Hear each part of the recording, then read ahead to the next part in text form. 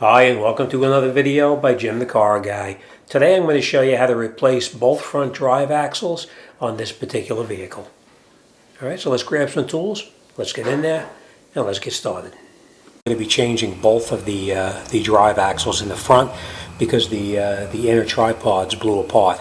So first thing we're going to do, I'm going to show you, and we're going to get started. First thing we're going to do is obviously we took the wheel off of the car already. I just did that to save a little bit of time. Next thing we're going to do is we're going to loosen up the caliper so we can remove it from the car. And the way you're going to do that is you're just going to pry on the caliper just a slight little bit, just to push the piston back in just a little bit.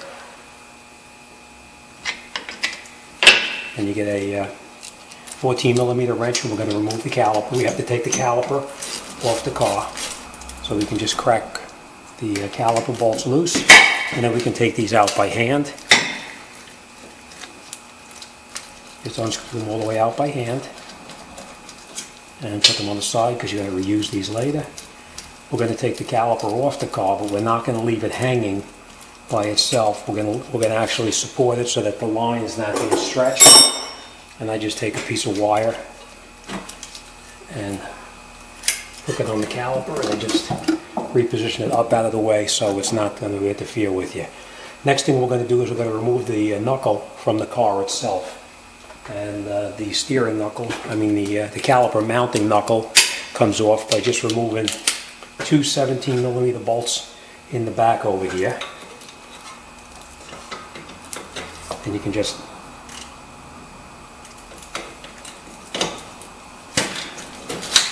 break them loose. Top one is a little bit tighter. We're going to use a wrench on that because the strut mounting bolt is right up in the way. I couldn't get a socket onto it, so you just take out the two bolts, unscrew them all the way out, and then we're going to take this mounting bracket out of the way.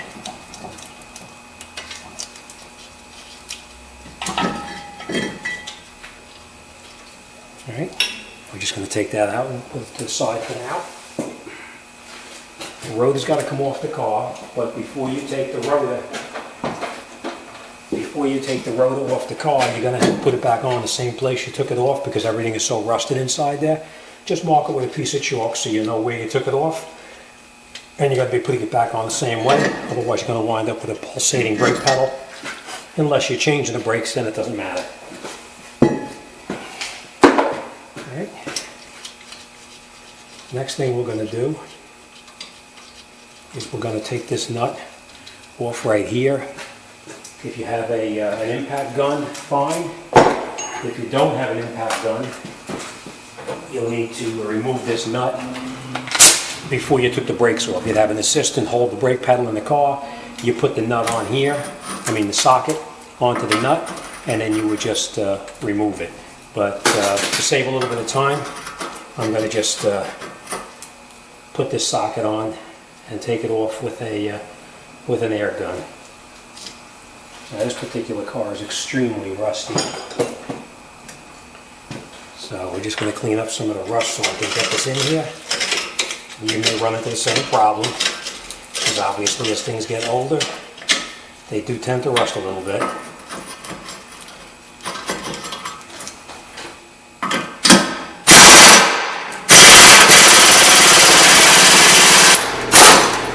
As you can hear, it's sometimes pretty rusty and extremely difficult to get them off, especially when they get so badly rusted like this. So this we're going to throw away. We're not going to use it. We're going to get a new one.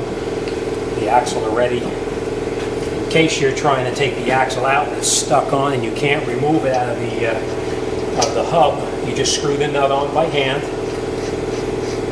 just like this. And what you would do is put one hammer inside on the axle itself, and you hit it in the back with the other one, and it'll knock it through. In this case, we didn't need to because the axle is already loose in the hub guard.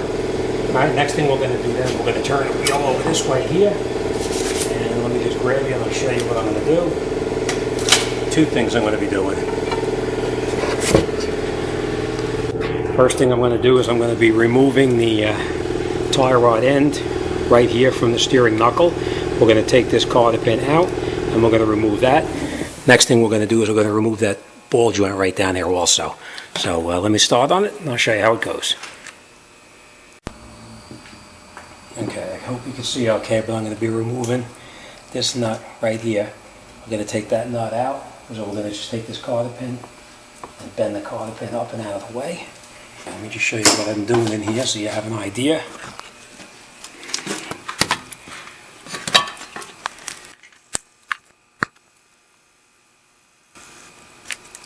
What I did is just bend the cotter pin up and out of the way, and then we'll pull that cotter pin out. Usually you can just work it back and forth, and we can get it to start to move out. So let me do that.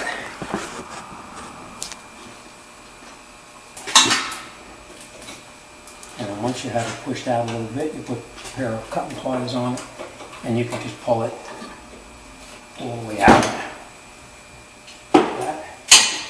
Now we know that, or I should say I know that that's a 19mm nut that's on there. You can use an impact gun if you have one, or you can just break it loose by hand to really not that hard. Take the nut all the way out.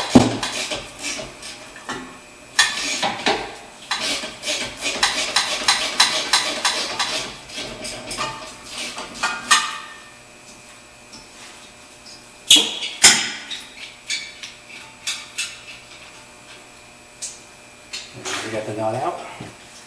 Now what we're going to do is we're going to separate the tie rod end from the steering knuckle itself. And the way you do that, take the nut off and then you hit this right here, a couple of really sharp raps with the hammer, and it'll pop down. So watch.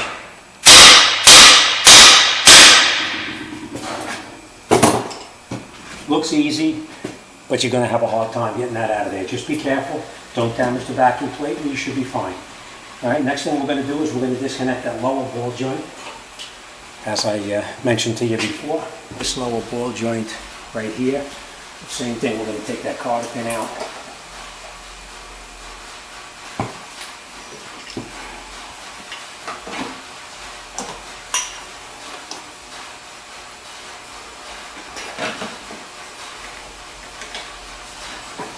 You grab your cutting pliers and you hook it on the end over here. And you just pull it right out from the lower ball joint.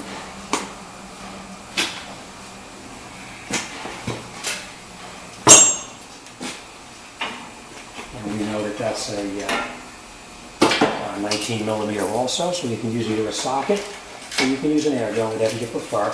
I'll just use this because it's here right now. Unscrew it all the way out. And the last thing we're going to do, we will have to separate that ball joint, but I'm not going to do that right now. Next thing we're going to do is we're going to disconnect the stabilizer link right here from the lower control arm, because we're going to need to push the control arm down. So what we're going to do is we're going to get a 12mm socket and a 12mm wrench, and we're going to take that bolt out right here.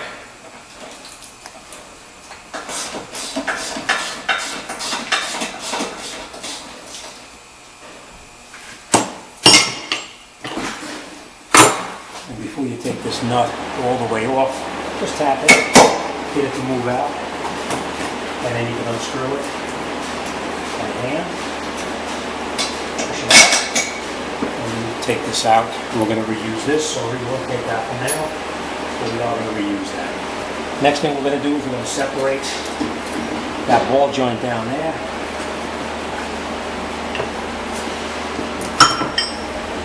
We make a tool to separate these. It's a fork. You're probably going to need to get this fork to get it out of there, because I think you're going to have a problem trying to remove it any other way. Just slide the fork in through the bottom between the control arm and the knuckle, and just hit it a couple times, and it pops right out. And what we're going to do, we're going to push down on the lower control arm, just so that the ball joint pops through the bottom of the control arm, and now our axle is already loose. So we're just going to remove this. Reposition you in a second there, and the axle is out of the knuckle, is out of the bearing. So when the axle is ready to come out. Now I'm going to grab a pry bar, and I'm going to show you how to remove the axle from underneath the vehicle. So give me 1 second, and I'll grab my tools and I'll be right back. Okay, now this is looking at the other end of the axle where it goes into the transmission up underneath here.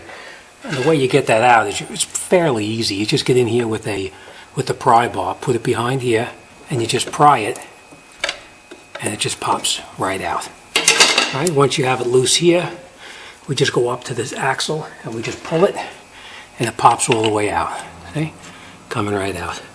So, right, just put your pry bar in here, push it forward like this, and it pulls it right out.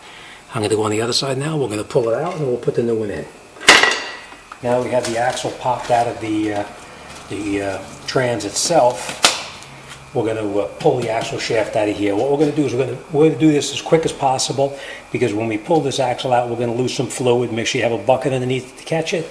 We're going to pull this one out, and we're going to put the new one in right away. So we just pull it out, take our new one, put it right in, and you turn it and push, and you feel it snap right in. And that's it. The new axle's in. To take a look at it is, I just want to make sure that the axle was popped all the way back in as far as it's supposed to be, which it is. Alright, so if it doesn't pop in all the way, you turn it, you get on it with a hammer, you leave the nut on the end of the shaft, and you just tap it in a little bit with a hammer, and it'll pop right in. Alright, let's put the rest back together.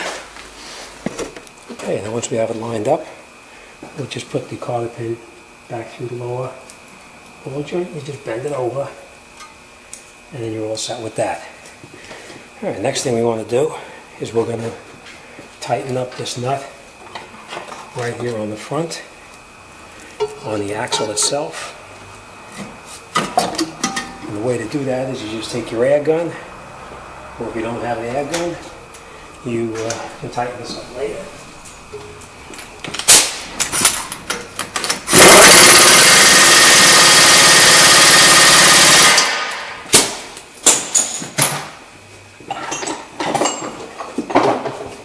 And then what you got to do on this one,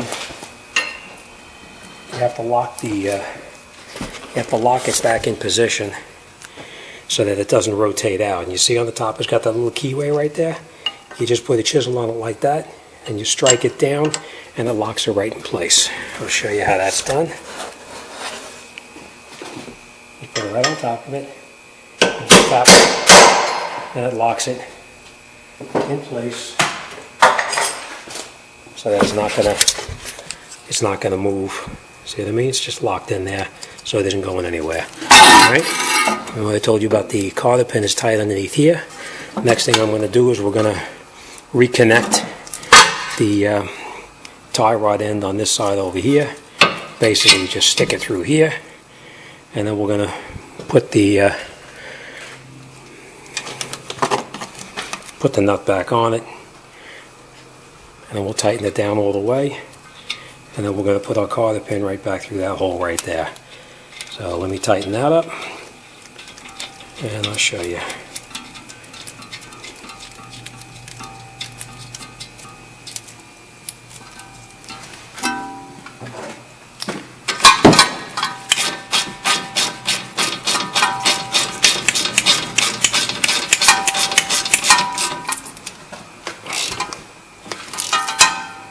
And you just keep turning it until it lines up, so that you can get your cotter pin through it. I'm just going to put the camera down for a second and I'll show you.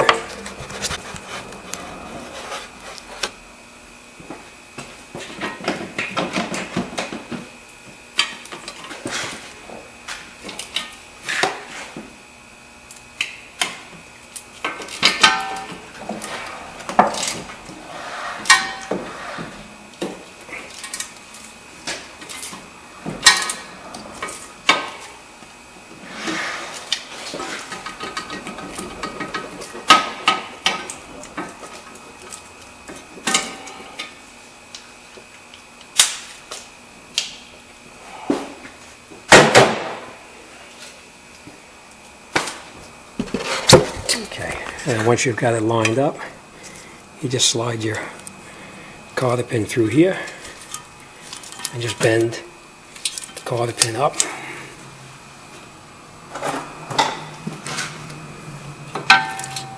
Up out of the way.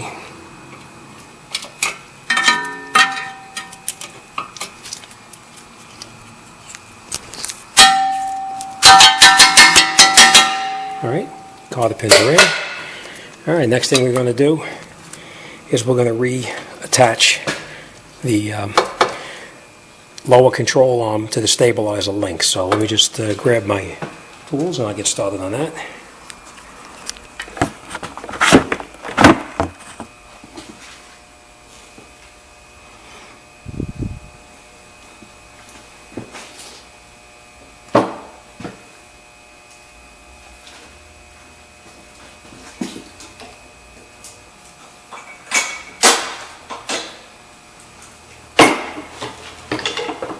And get the bolt back through a little bit and then just tap it and it comes right through.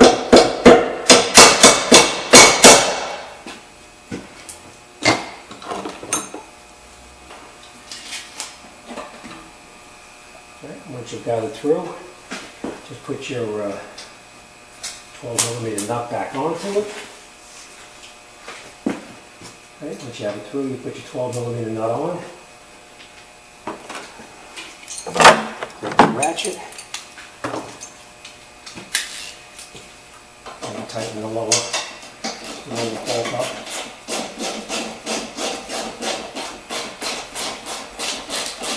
Doesn't have to be real tight, just fairly small.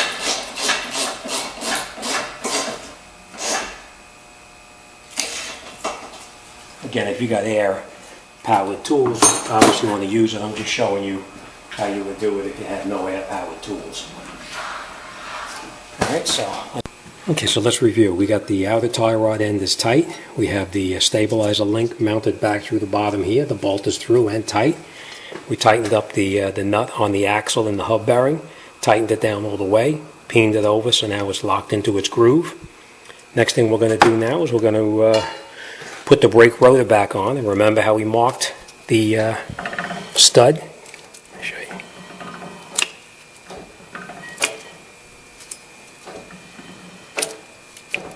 We marked the stud with the yellow chalk, and now we're going to put the rotor on the same way it came off. So let me do that, and we'll see how that goes.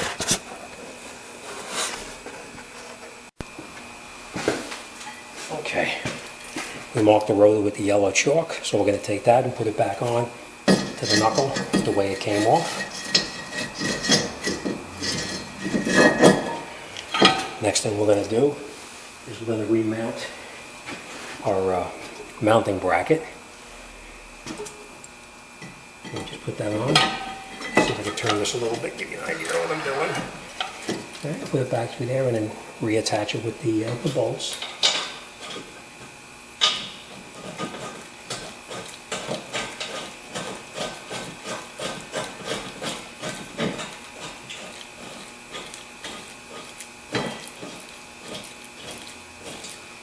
And before you tighten up the one on the bottom, you got to catch both top and bottom in place first.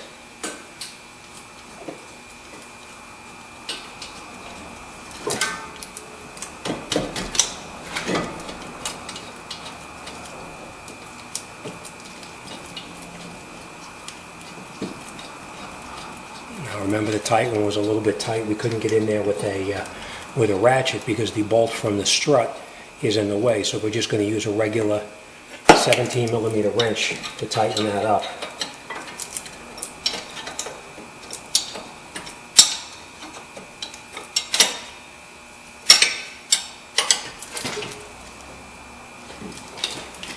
Alright, now we're going to tighten up the next 17mm on the bottom.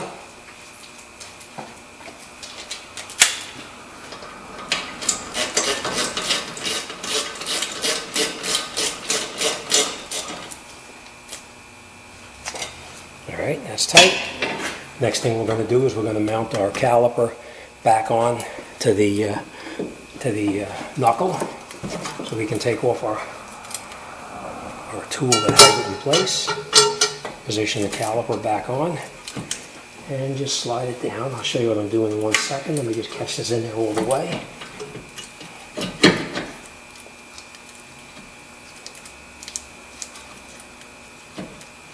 Okay. This is what I wanted to show you. When you put this back on, make sure that these parts of the mounting, a little bit hard to see, sorry about that. Make sure that these flat pieces on the top and the bottom line up in the caliper right there, and that they don't sit out further out behind it and cause a problem. Alright, so put it into position like that, and then we'll catch those bolts.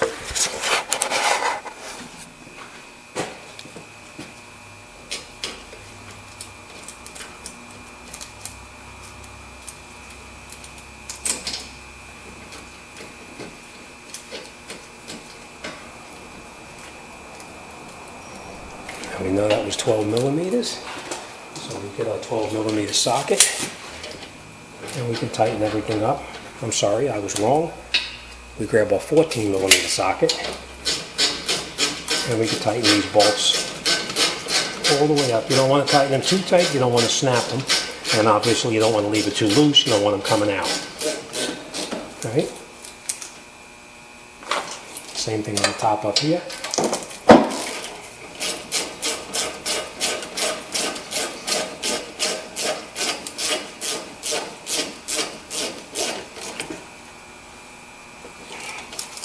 That's why I like this ratchet, because it's got the flexible head on it so you can get in at lots of different angles. Alright, let me show you one more time what I meant about that. See how these are, the flat part is down on the bottom right there, and the top part the same thing. Alright, so that's it. Caliper's on, knuckles mounted, the bolt is tight through here, the lower ball joint is tight with the cotter pin in it, outer tie rod end is tight with the cotter pin through it, and on the lower stabilizer link, we got that bolt tight. That's it. All done. Next thing we're going to do is just put the wheel on, and then we're going to road test the vehicle. And last but not least, we're going to check the fluid inside the trans to make sure that we didn't lose any fluid, and if so, we're going to add to it. That's it. Thank you. I'll see you on the next one.